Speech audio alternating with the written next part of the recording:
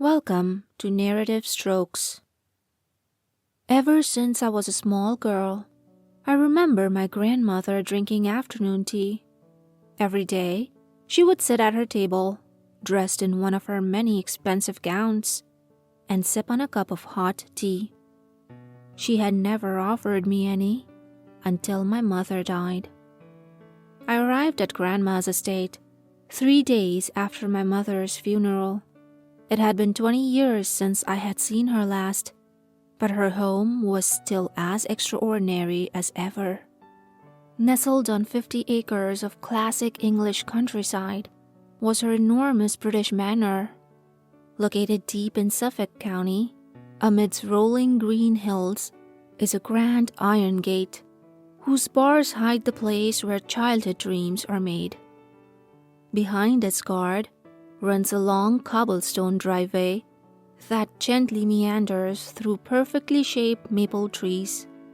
It is nearly 3 miles before you reach the clearing where the manor lay, rising above intricately designed flower gardens that cascade downward to the driveway. At the base of these colorful gardens, guarding the entrance, is a hand-carved marble water fountain. Inside the crystal blue water is a 20-foot statue of Aphrodite, standing nude with long flowing hair draped over her breasts, stationed in a seductive pose. Her stone eyes glare out at all who approach. On the east side of the property are the stable grounds. I would spend countless hours there learning to ride the most beautiful horses money could buy. I stepped from the black Rolls-Royce which had shuttled me from the gate and stood, taking in the exquisite home. It was 3 stories of classic British architecture, modeled from Kensington Palace. It rose from the ground like a historic stone wonder. For 2 weeks every summer, it became my personal playground, and my God, did I love it here. I walked up the granite stairs, pictures of my mother's funeral under my arm, to the massive oak door. I rang the bell and took a deep breath, repressing my anger deep inside. Mr. Jeffrey, my grandma's head servant, greeted me at the door. "Hello, madam. It's a pleasure to see you again," Jeffrey said, bowing his head as I stepped inside. Hello, Jeffrey. It has been a very long time. "Far too long, I must say. I have missed you dearly. You are a woman grown." My grandmother sent for me. I was told it was urgent. I replied coldly. I was in no mood for idle chatter. "You will find her in the tea room.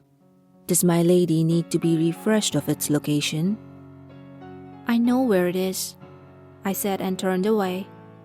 "Miss, where are your bags? I've made up your old room, just the way you like it." I will not be staying long, Jeffrey, I snapped back and walked from the foyer. "I am sorry to hear that. I hope you reconsider." I entered the grand hallway, where hundreds of exquisite pieces of artwork adorned the walls. My grandma obsessively collected them over her lifetime. Many were hundreds of years old, and she often bragged how some were painted by the Renaissance masters. It was mind-boggling how much money this old woman had. I never thought much about it as a child, but now it seemed obscene that one person should have this kind of wealth. My heels clicked rapidly inside the grand corridor, reverberating off the 20-foot ceilings. With each step, I became even angrier. Oil paintings, sculptures, and stained glass littered the walls, each piece worth thousands of dollars. The place reeked of opulence. How could a person so filthy rich leave her child completely defenseless? Just one of these paintings could have provided my mother the care she so desperately needed. I stormed through the French doors and found my grandma sitting at her tea table, sipping from the same weathered teacup she had always used. Compared to the rest of her things, It was odd that she used such a simple cup. "Hello, Teresa," she said quietly, looking my way with her piercing gray eyes. They were as brilliant as ever. "Hello, Grandma," I chided. "Please, sit with me, child." I sat down at the perfectly set table, fuming on the inside. It lay inside a magnificent room, whose architecture utilized many intricate arches and columns. Lavish artwork filled the space on the walls, and the marble statues of nude men and women looked on with steady eyes. The ceiling rose 30 feet to a golden dome, highlighted with an incredible Byzantine-style mosaic. It was more a museum than a place for tea. Grandma's chair faced a wall of windows, which peered out into vast gardens behind the estate. Gardens which required its own full-time staff to maintain. The polarity of our lives could not be more striking. "How is Cassandra?" she asked. "Please, do not feign interest in my daughter's well-being," I said, the words bursting forth. I did not fly halfway across the globe to indulge in small talk. "Go ahead, child. I imagine you have many strong words for me." "How dare you? You cold and heartless bitch," I said, staring at her, unmoving. There was a hint of guilt deep behind her gray irises, but nothing more. "You wonder how I could miss the funeral of my only daughter. I bet it quite unimaginable from your perspective." "Do you know that she called out for you under her dying breath? She wept like a small child, begging for her mother as she passed. You were not there, like always. Instead, you sat, hiding here inside your castle." "Mothers are not supposed to outlive their own daughters. Being a mother, I assume you understood that," she replied. Nothing I said had gotten through. I wanted to reach out, grab her turkey neck, and squeeze. "That does not make it right. You left her cold, alone, and penniless as she slowly deteriorated. Look at this place. All this money, and you couldn't spare a nickel for your dying daughter?" I said, seething with anger now. "I understand. You are not wrong, child." "And why couldn't we visit more often? Once a year you would bring us here, to this fantasy land, a place you used to your advantage. You knew its power, the seductive force it had on me as a child. You must have thought it may make Mom and I forget how little you were there. Well, it didn't work. My mother knew, and as I grew older, I came to understand it too." "I am so sorry, but it had to be that way. It is hard to understand now, but that is why I brought you here. It is time you learn the truth." "I don't want to hear the pathetic excuses of a bitter old woman. Talking to you is meaningless. I had hoped that maybe you would exhibit a sliver of regret. But there is nothing here but an old woman and her things. No matter how many pretty horses and fancy things you gave us, in the end, it didn't buy our love. We knew it was all fake, just like the woman who gave it." I said, getting up from the chair. It was time to leave. "Teresa, wait. You can leave, believing whatever you may about me. But please, let an old woman speak, if only this last time." "Spit it out then," I said. "Look at you, dear. The last shreds of youth has left you. It is plain for all to see." "What did you say?" I said, facing her, astounded by her words. The gall of this woman was incredulous. "You used to be so beautiful. Flowing long black hair, which shone brightly. even under the darkest of nights. A physique so flawless that you had your first modeling contract by the 7th grade. You were a beacon of youth and beauty to all those around you. But that has all vanished, gripped by Father Time's heartless grasp. You can continue to dye your hair, but the grey will always return, peeking up from your roots for everyone to see. And that skin, which you so foolishly aged from all that heavy partying in your 20s, that will only get worse. But worst of all was your daughter. What her birth did to your body is impossible to hide. You are a poor single woman, closing on 50 with a teenage daughter. Do you think another man will look upon you as so many did long ago? How dare you! I screamed, a lone tear leaving my eye. I hated to admit it, but she was right. Once I was the most beautiful woman in any room I entered. But age is not kind to pretty women. It comes like a monster, eating away your identity, turning it into a shell of who you used to be. Then it mercilessly rips away the man you love and points him in the direction of a newer, better model. I am sorry, but it's true. Time always wins. It will only get worse until you are old and alone. This must be a horrible perspective for you, Teresa. You did always prefer the attention of extraordinary men. Average never quite cut it with you. Please, stop. Why are you doing this? I came here hoping you would show some remorse, but instead I come and you insult me. You are truly pathetic. I hope when your time comes, you remember how you left your daughter to die alone.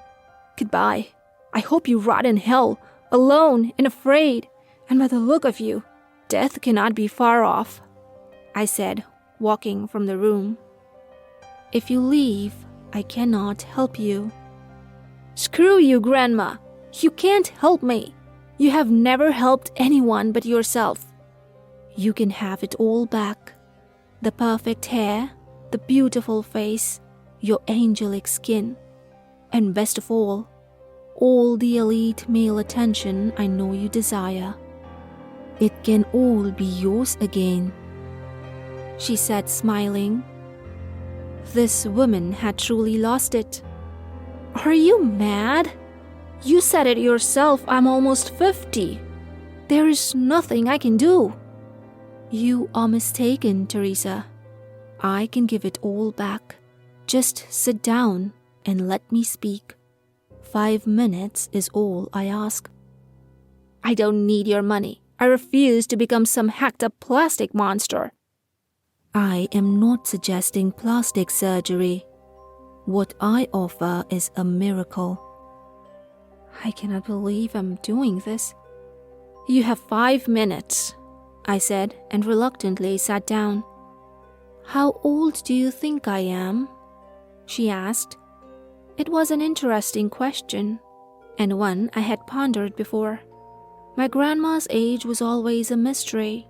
She had always looked like an old woman, but she had rarely moved like one.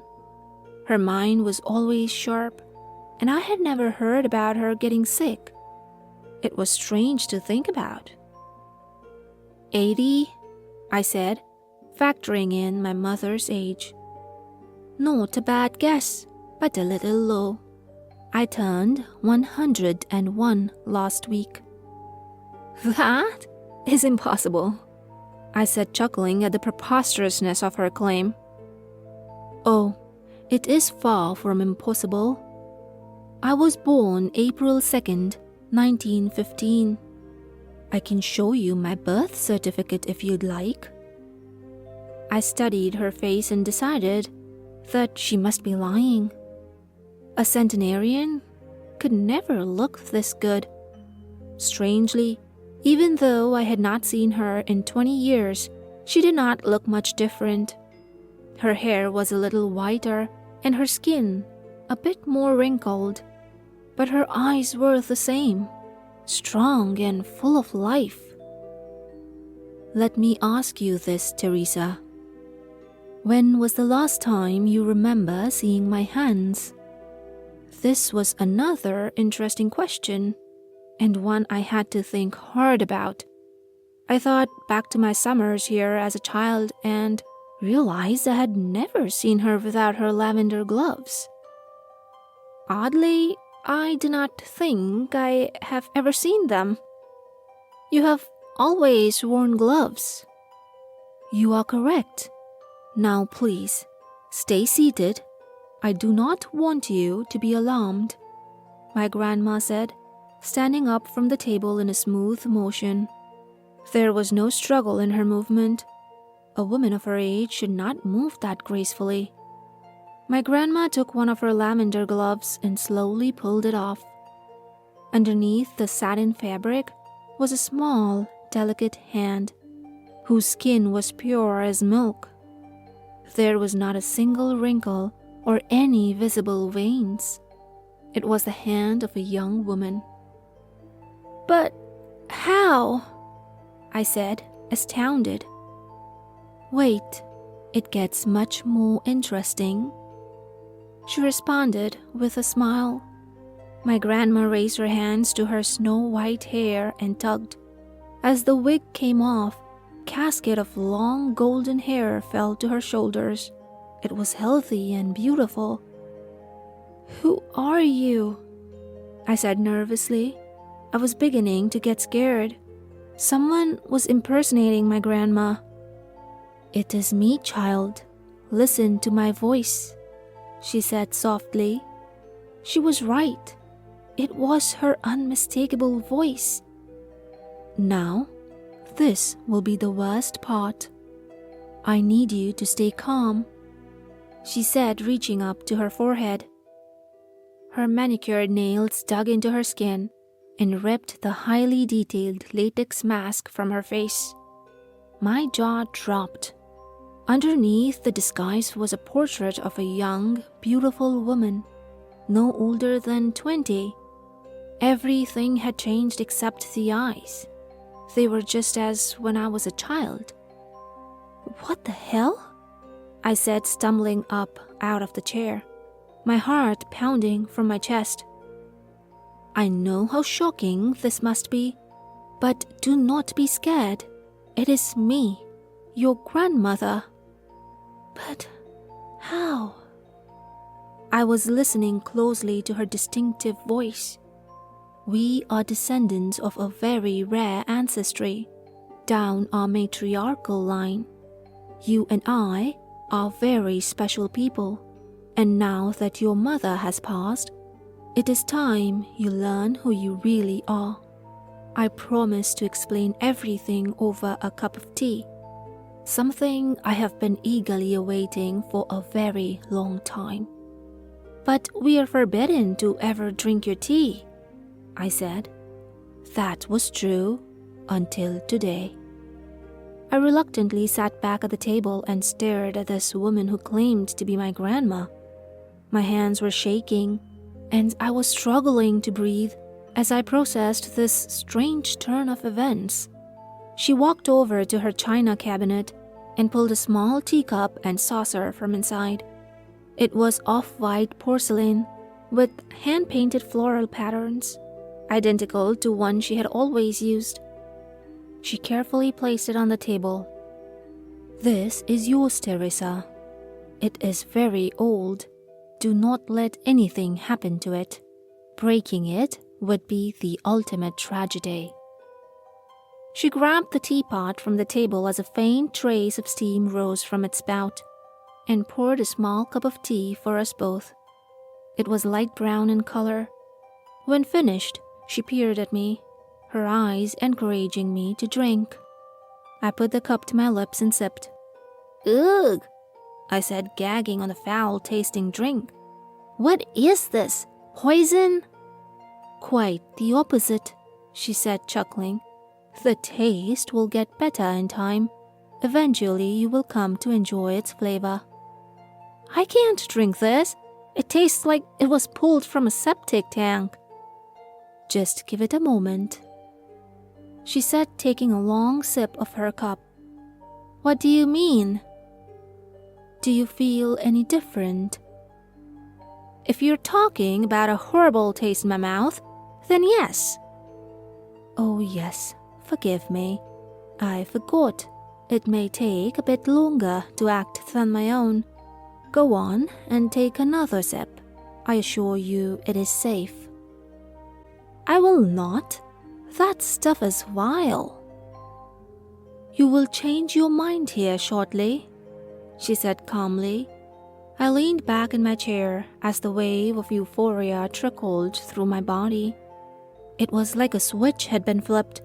When I arrived here, I had been angry, jet-lagged, and utterly exhausted. I had slept little more than a few hours since my mother's passing. But now, a surge of euphoric energy was pulsating inside me, like a hit of pure cocaine, but different. It didn't feel like a drug.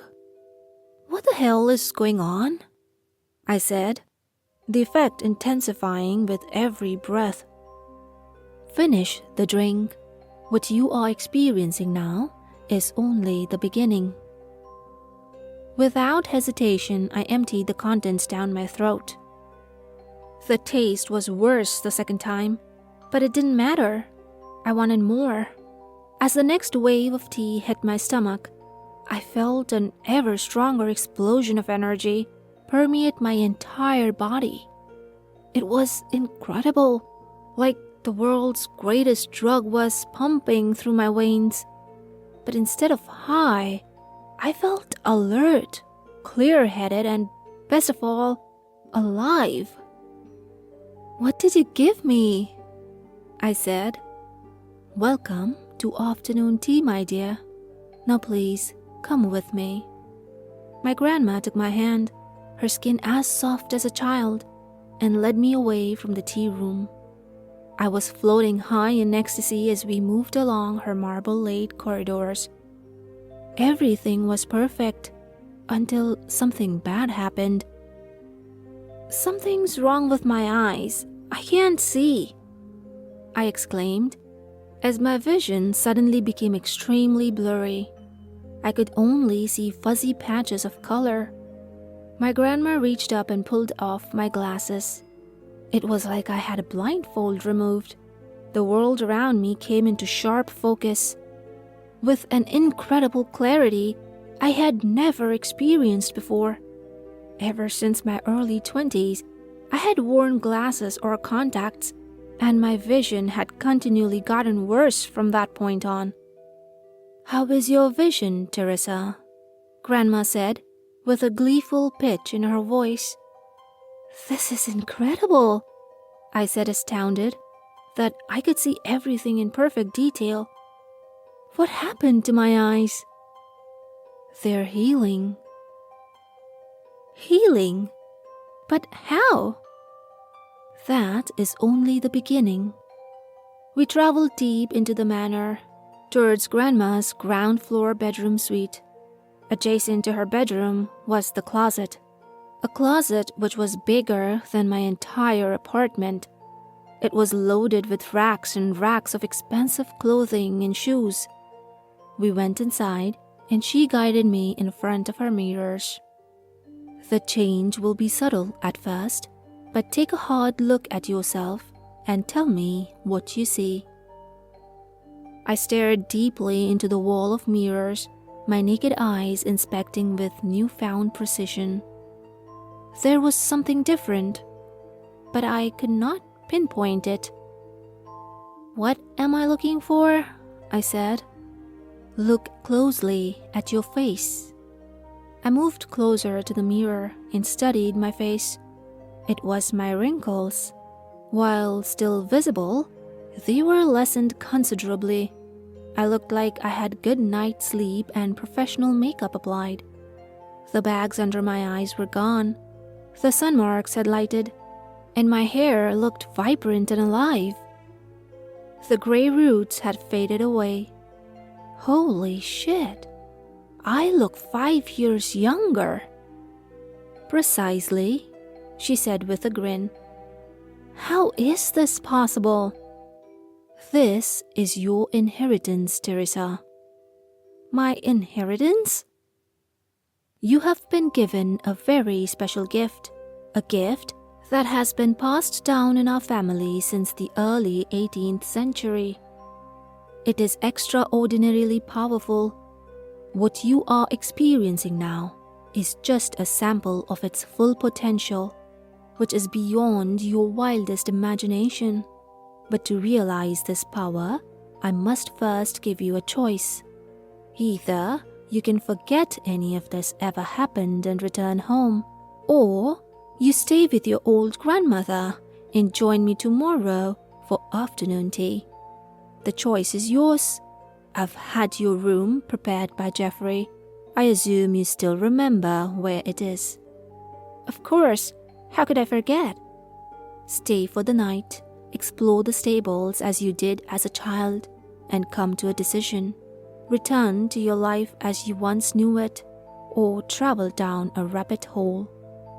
I do hope you choose the latter, and then maybe you will come to understand the decisions I have made in my life. And with that, she left, to where I do not know. But one thing was certain, I did not need time to reflect on a decision. She had me at that first sip. I was heading down the rabbit hole. I entered the tea room precisely at 3 o'clock. Tea time had always been 3 p.m. in my grandma's house. Although neither my mother nor I had ever participated, we could always see her, behind the glass, sipping her afternoon tea as she watched display in the garden. Grandma was already seated, wearing a beautiful sequined black gown. There was no mask. She was still the young, beautiful woman I met yesterday. Apparently, the need for a disguise had concluded. She smiled as I walked in. No doubt pleased, I decided to come. On the table were 2 cups and a teapot, steam pouring from the spout. "Hello, dear. I'm glad you decided to come," she said. "How could I resist?" I replied, taking a seat at the table. "Truly," she said, nodding. "I was in your position once, a very long time ago." I did not respond. My attention focused on the kettle. "You want more, don't you?" she said. It was incredible. I haven't felt like that in years." "And how do you feel today?" "Still different, but nothing like I did yesterday." "Unfortunately, the effect is not permanent. It must constantly be maintained." "What is it?" "The tea, I mean." "It's complicated," she said, pouring the tea into my cup. "Now sip this slowly. It is much better that way." I pulled the cup to my lips and took a sip. I gagged briefly but kept it down. "Tell me what this is." "Soon enough, my dear," she said, taking a sip. "Are you ready to hop down the rabbit hole?" "I'm ready," I said greedily, taking another sip of the hot, rancid tea. "You and I were born in a very special family. Unfortunately, I know very little of our origins, but one thing is unquestionable. We have been blessed with a remarkable gift. It is your inheritance, revealed to you at your mother's passing. The source of this gift has been lost, but lucky for us, the benefit remains. What I do know is this: our power comes strictly from the tea you are consuming, with nothing more required. Now this blend here," she said, holding up her cup, "it has a significantly stronger effect on me than it will you." "Why is that?" "Well, because it is a unique blend, tailored specifically for me. Soon you have your personal blend, precisely brewed for your own use. When consumed, it will transform your entire life in a matter of minutes. Like what happened to my eyesight? That is a small part of it, but the effect is more comprehensive than that. In its simplest explanation, the tea could be described as a fountain of youth. That exquisite beauty you enjoyed as a young woman will all be yours again, only now it will be amplified. Imagine being a young, beautiful woman, but never needing makeup or ever watching what you eat. You will have the metabolism and stamina of a professional athlete, easily able to accomplish any physical task you attempt. Your skin will be flawless and perfectly colored, without the need of any products. That long black hair of yours, well, it will be perfect every single day. Your body will be the epitome of health. Getting sick will be a distant memory, erased from your life like the wrinkles from your eyes. You will look like you are 18 years old again. 18 years old? Are you serious? Very. Here, take a look at yourself, Grandma said, handing me a small brass mirror. As I peered at my reflection, my face was already looking brighter and healthy. I was changing with each sip. And I won't get sick? I have not had so much as a cough in the past 70 years, she said. Is that how long you have been using this? Yes, it is around that number. This is a very powerful asset. All of this, you see, my youth, my extreme wealth, have all derived from drinking this tea. How did your youth bring you such incredible wealth? In many ways. The easiest method is simple enough: seduction and manipulation.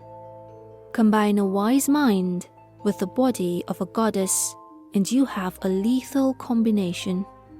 Men are like flies.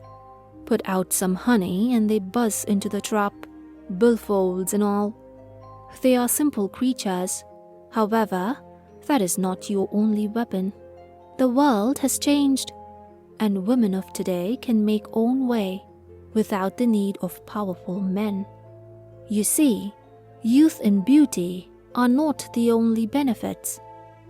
It also purifies the brain of all its imperfections, resulting in vastly improved function.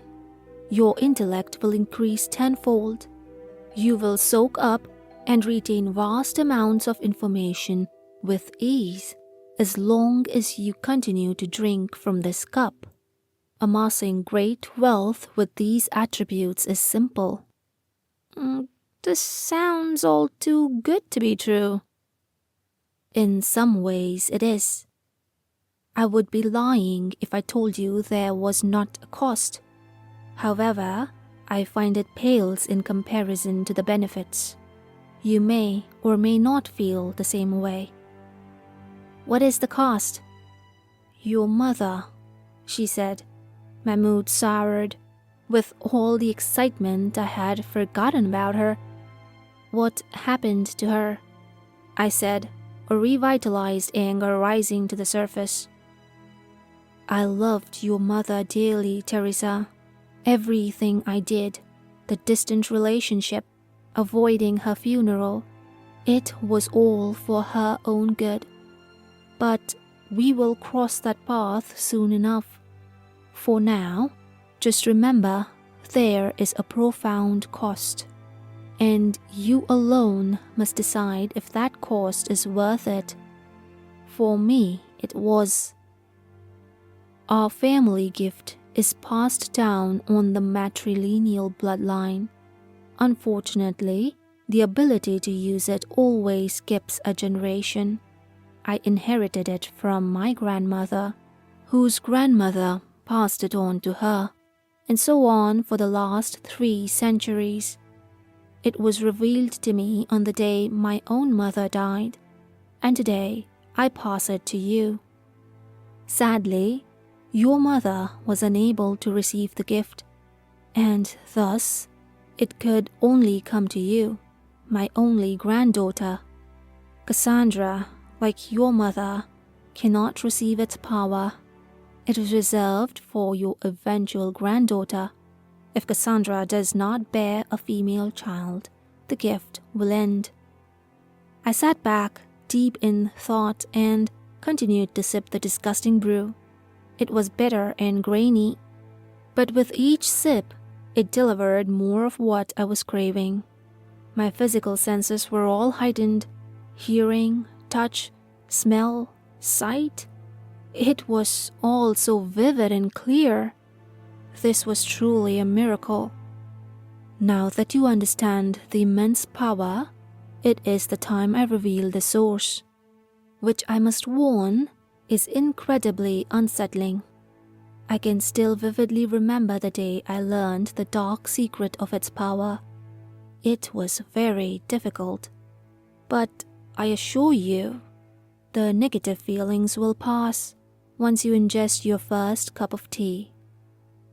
What is so great about the first cup? Everything, she said, a smile curling upon her lips. It is specifically blended for you. The blend we have been consuming, it belongs to me. It can only give you a brief glimpse behind the curtain. To reveal all, you must consume it at full strength. After your first cup, you will look 30 and feel 20. This effect will last for several days, but if you drink it daily, well, that is where the real magic happens. You will be thrust into the prime of your life, armed with an assortment of weapons you never had access to the first time around. Nothing can stop you. There is no death. No death? Correct. Let's say someone you trust tries to take your life, something which, given your power, will probably happen at least once. Jealousy is a nasty beast. Imagine you are stabbed. Well, that's no problem at all. Your body will just heal itself almost instantly. Strangulation? Doesn't matter. You will just keep breathing. No illness or disease can ever harm you.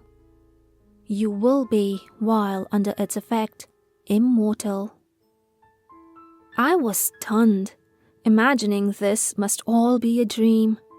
Immortality? Eternal beauty? More money than I could spend. It all seemed too good to be true. Tell me how to make it. I am ready, I said. I was through waiting. The $1,000,000 question. Well, no use putting it off any longer.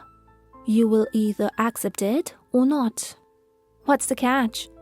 It must be important. Finish your drink. It is better I show you. I took the last swig, wincing as it went down. As I stood up, I felt no more pain in my knees, and my lungs, well, I bet that I could run a marathon on a single breath. Come this way, my grandma said. What you are about to learn will seem disturbing and grotesque at first, but I need you to remain calm and think of the bigger picture.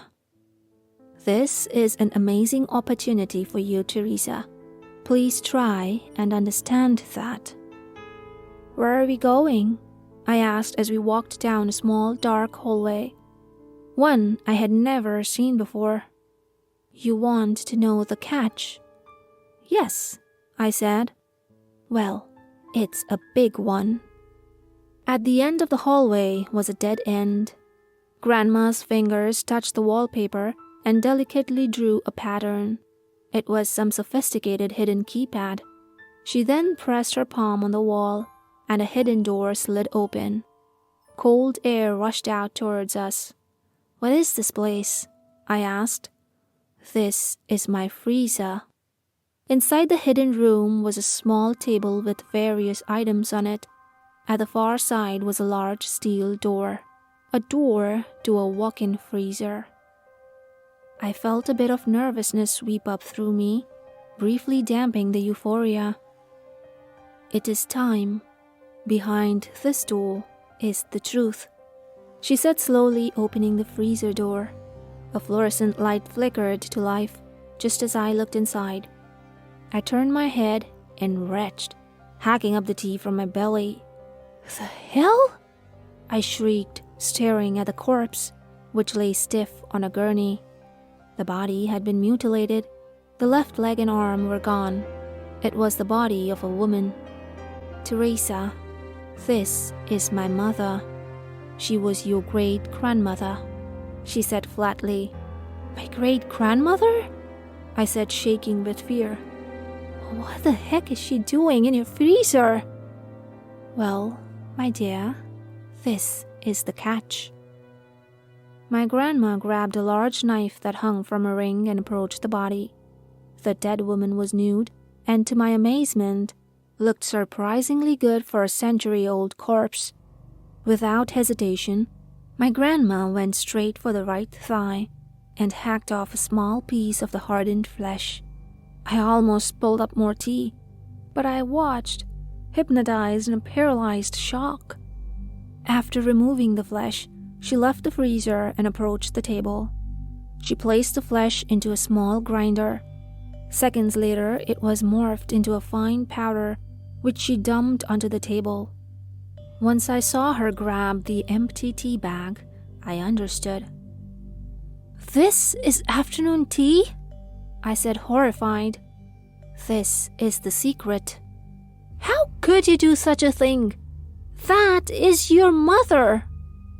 "Unfortunately, this is the only way it works. Our life is drawn from their death." The realization hit me like an oncoming train. I understood how to make my blend. "You don't mean... do you?" I said, not wanting to believe it. "It is the only way. To obtain the key to unlimited youth, you must continue down the same road as your ancestors." "Do you honestly think I would hack up my mother and drink her? All those years away from us have warped your mind." "What you choose is solely yours. I am just here to show you the way, as you must do for your granddaughter when Cassandra passes." "You can't be serious. Cassandra will never be some extract so that some fictitious granddaughter can follow this path." "I understand how difficult this is to comprehend. I have stood in your shoes, but I am not here to convince you, only to show you the way." "I will never," I said firmly. "Fine, but please, you must let me finish. It is my duty. I am sworn to reveal everything to you." "Get it over with," I demanded. "You will need your mother's body. This will not be a problem. Soon you will understand that anything is possible with the power of money. I suggest keeping the body frozen, as I have done. It will last much longer, and it eliminates the nasty side effects associated with the dead. You must drink at least a cup a week to stay healthy, and keep a median age around 30. To get all the benefits and relive your youth, then you must drink a cup per day. If my calculations are correct, freezing and conserving her body, and only living half the year drinking a cup a day, you will survive at least another 200 years. You can extend that number an additional 100 years with proper rationing." "How can you talk like this? So apathetic. This is your daughter we are talking about, your flesh and blood." "You think I do not know that?" my grandma said, a hint of anger in her voice. "You don't think a part of me regrets this life? It is worse than just consuming her body, much worse. What did you do to her?" I said, anger seething from my insides. "Have you ever wondered why your life was so shitty growing up? Why you were always poor? And why your mother always seemed to have the worst possible luck?" "What are you saying?" "The gift requires a cyclical process. While I became younger, she became older. I got rich, she had to be poor. I was healthy, she was not. This path requires the ultimate sacrifice. Your only daughter, the moment you begin to consume, her life begins its decline. She will experience a rough life, but she will scrape by and survive, and eventually give birth to a daughter. That child will be the one of us and inherit the gift. She too will enjoy a wonderful life. Cassandra will give her child the greatest gift imaginable, as your mother gave you. It is quite noble if you think about it." "That is not my choice to make. How incredibly selfish do you think I am?" "Maybe now you can understand my absence and why I could barely stomach seeing your mother more than once a year. And I only went that far because I wanted to see you. It was devastating to see her falling, while I had it all. Early on I tried to stay, but it was too much. So I moved to England. I disguised myself and hid the secret from you all." "What about the last 20 years? Where were you then?" "I knew she would get very sick. It was inevitable.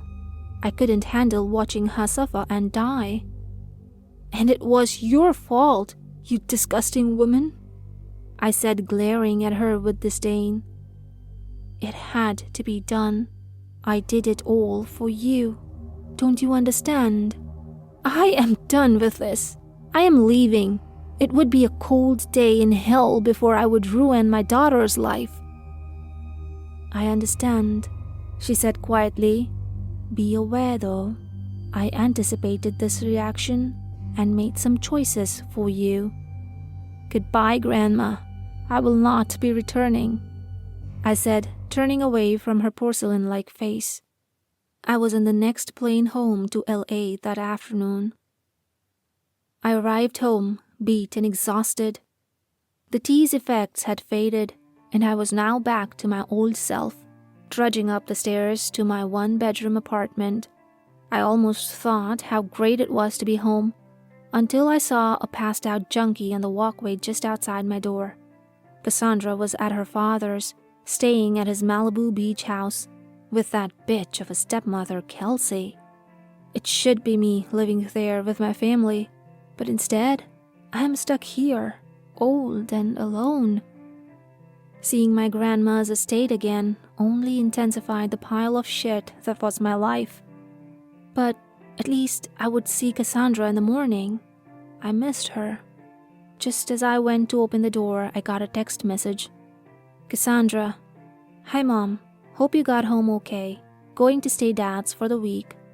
Kelsey got me a horse and is taking me riding up in Napa Valley. I hope you don't mind. See you later."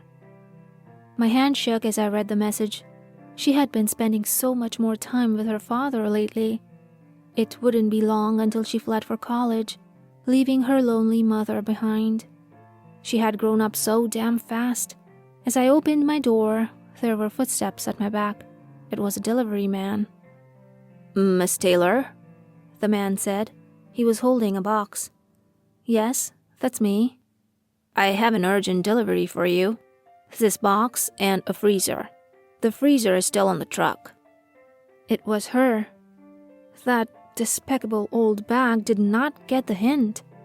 I did not want her path, but I also did not want my mother being dragged around inside a box truck for the foreseeable future. "Bring it up," I said reluctantly. I would get her back to the cemetery somehow. "Yes, ma'am," he said, retreating down the steps. I entered my apartment and examined the box. It had been sent overnight from England.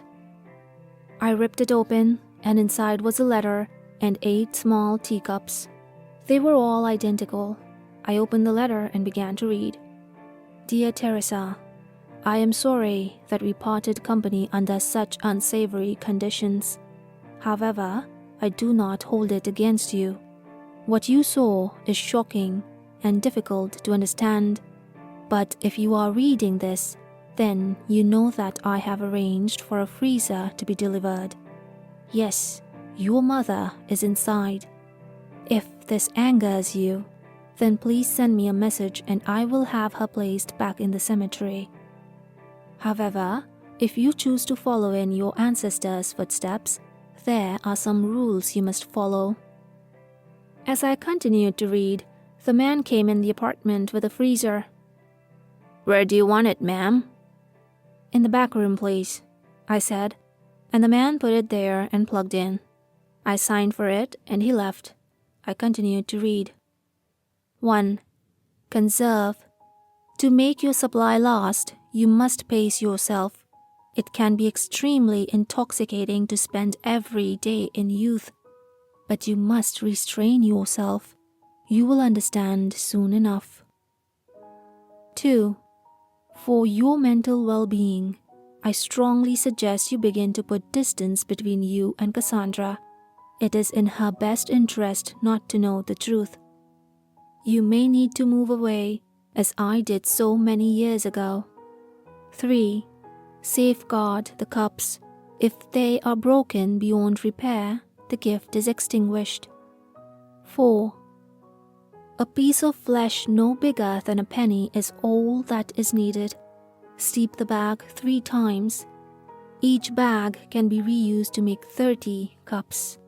Every part of the body will work, including bone. Let nothing go to waste. 5. The first cup will have a very intense effect. Be prepared. Your body will go through a drastic change in a very short period. I suggest being alone. 6. Create a nest egg. You will need lots of money. Use it to develop some alternate identities. Hire only people you can trust with your secret, like Jeffrey. Pay these people handily to keep your secret. 7. When Cassandra passes, you must relay our secret to your granddaughter. Give her the rest of the cups I have included, and tell her our method. The gift is in your hands now. That is all. Everything else will come to you in time. I hope you decide to visit. We have much to discuss. Remember, my door is always open for you, Teresa. With love, Grandma Terry. I put the letter down, my hands trembling, and rushed to the bathroom. I bent over the toilet with an urge to vomit, but it never came. When I stood up, I looked deep into the mirror at the woman I had become. Without the tea's beneficial effect, I was reverted to my previous self. Old and weathered, haggard from the years of abuse I had inflicted on my body.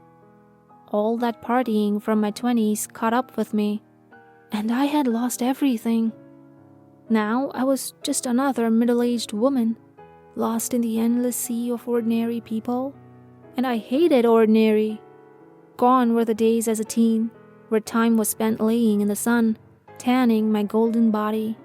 Endless free vacations and gifts brought by men who barely knew me, all vying for my attention. My meteoric rise up the California social scene, where I was someone making waves with the rich and famous. Then I got pregnant, and everything came crashing down. My body was ruined, and along with it, all my aspirations.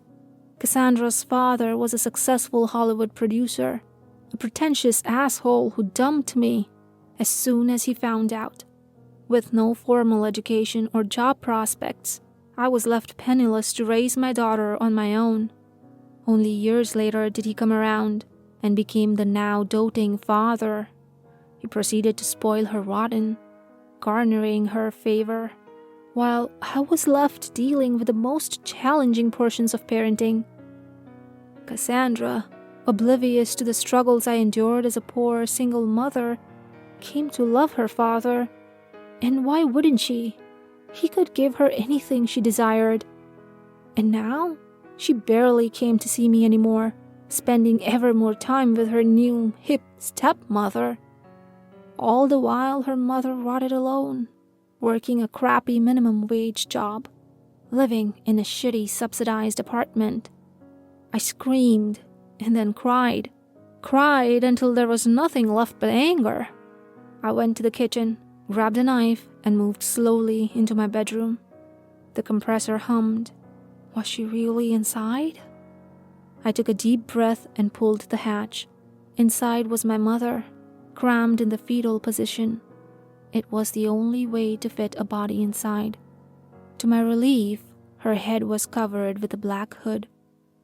After a brief hesitation, I went for it, slicing a small piece of flesh from her forearm. It was easier than I had expected. I shut the freezer and went to the kitchen where I pulled a coffee grinder from the cabinet. I ground the flesh into a powdery mix, exactly how my grandma had done. Then I wrapped the powder in the small napkin and steeped it in some boiling water. I had brewed my first cup of tea. It was brown and smelled foul, but I salivated with anticipation. He will lust for me once more. However, this time, it will be his life that is ruined, not mine. I sat back, thanked my mother, and took my first sip. Thank you for listening to today's story.